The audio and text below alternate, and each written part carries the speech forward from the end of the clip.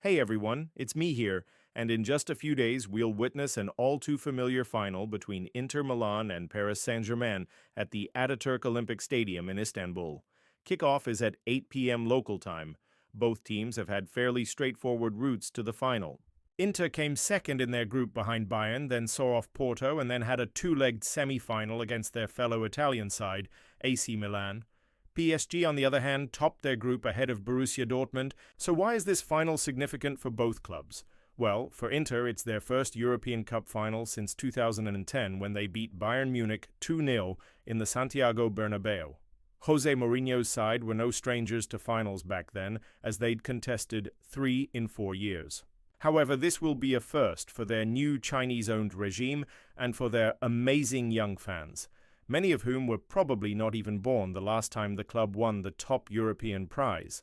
As for PSG, this is their first Champions League final since 2020 when they lost 1-0 to Bayern at the Estadio da Luz in Lisbon.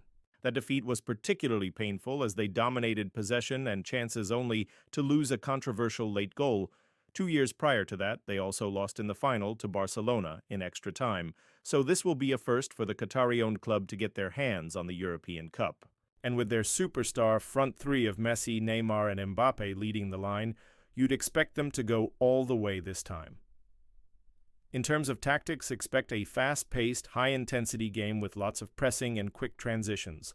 Both teams like to play attacking football, and they are blessed with some of the world's best players going forward.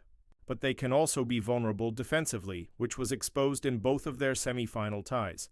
For Inter, their star man is undoubtedly their captain and their talisman, Lautaro Martinez.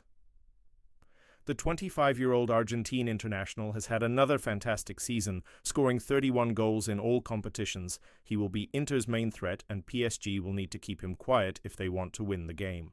PSG's biggest weapon going forward is their superstar trio of Messi, Neymar, and Mbappe. As mentioned earlier, they're arguably the most talented front three in world football, and they can cause any defense problems.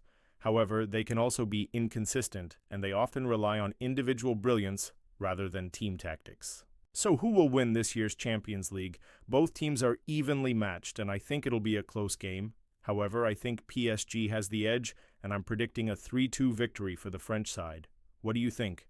Who will win the Champions League this year? Comment below, and thank you so much for watching.